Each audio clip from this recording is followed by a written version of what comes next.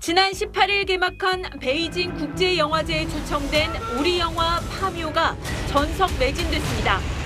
모두 5차례 상영되는데 예매 시작과 동시에 표가 동났습니다.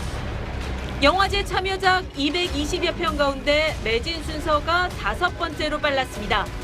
在那个 APP 里面想抢票，但是就是进去之后很快就抢光了。 SNS에선 웃돈을 주고 표를 구한다는 글이 속속 올라오고 있습니다.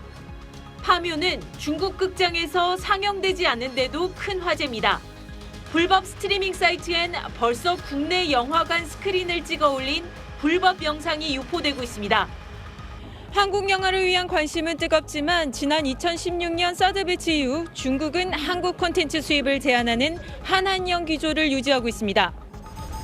2017년 이후 한국 영화가 공식 상영된 건 지난 2021년 오문이 한 편이 유일합니다.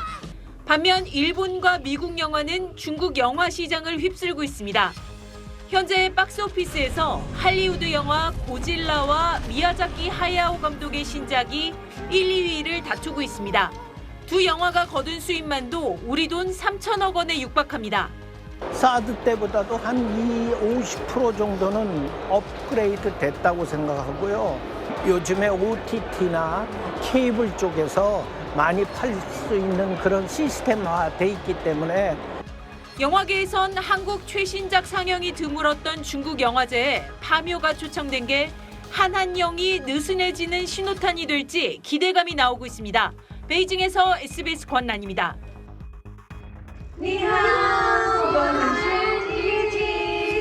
아이돌 그룹 뉴진스가 모습을 드러내자 팬들이 환호합니다. 오늘 오전 중국 베이징 시내에서 뉴진스 팬사인회가 열렸습니다. 사전에 선정된 350여 명의 중국 열혈 팬들이 참석했습니다. 뉴진스는 데뷔한 지 2년도 채 안 됐지만 중국 내 샤오징징이란 팬클럽이 생길 정도로 큰 인기를 얻고 있습니다. 네, 베이징의 쇼핑몰에서도 대형 전광판에 뉴진스의 사진을 띄우며 베이징 방문을 환영했습니다. 这是他们出道的那个时候，然后就买一本专辑，觉得很好看。5个成员都很漂亮，都很可爱， 너무 귀여워요. 앞서 지난 2월엔 그룹 CN블루 멤버 정용화가 베이징에서 팬사인회를 열었고 세븐틴도 사인회를 추진 중인 걸로 알려지는 등 K-팝 스타들이 줄줄이 중국을 찾고 있습니다. 하지만 오프라인 공연은 감감무소식입니다. 지난 2016년 사드 배치로 촉발된 이른바 한한령이 이어지고 있는 겁니다. 드라마와 영화도 사정은 마찬가지입니다. 지난해 2월 나의 해방일지를 끝으로 중국에서 한국 드라마는 1년 넘게 공식 방영되지 않고 있습니다. 치얼업, 미스티 등은 심의는 통과했지만 편성 허가를 받지 못하면서 사실상 이중 규제를 받는 분위기입니다.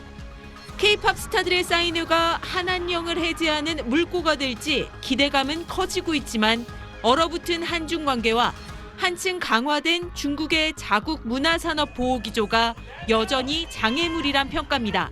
베이징에서 SBS 권란입니다. 주말 베이징의 한 영화관입니다. 플래시, 트랜스포머 같은 미국 영화를 보러 관람객이 몰렸습니다. 也都比较喜欢这个蜘蛛侠这个角色吧，然后来看一下他这个新的电影剧情都讲述了什么。 정찰 풍선 사태 등으로 미중 관계가 최악이라지만 마블 영화 시리즈도 3년 만에 잇따라 개봉됐습니다. 오염수나 타이완 문제로 갈등 중인 일본의 영화도 올 상반기 슬램덩크를 비롯해 4편이 큰 인기를 끌었습니다. 반면 한국 영화는 2021년 오문희의 소규모 개봉 말고는 지난 7년 동안 중국 스크린에 오르지 못하고 있습니다. 드라마도 올 들어 중국 OTT 방영 허가는 2편에 불과합니다. 4년 만에 재개된 동아시아 최대 방송 영상 행사인 상하이 TV 페스티벌에선 해외 드라마상을 미국, 벨기에가 차지했고 한국은 후보작조차 없었습니다. 중국인들의 한류에 대한 관심이 식은 걸까? 실상은 정상 방영이 제한되다 보니 한국 영화와 드라마는 불법 경로를 통해 음지에서 유통되고 소비되고 있습니다. 还看过韩国电视剧或者韩国电影吗？当然，就最近很火的那个《黑暗荣耀》，很过瘾，很有意思。 반면 우리 OTT 플랫폼에는 중국 드라마가 크게 늘었습니다. 판권이 싼 데다 만듦새까지 좋아지면서 이른바 중두의 역습이란 말까지 나올 정도입니다.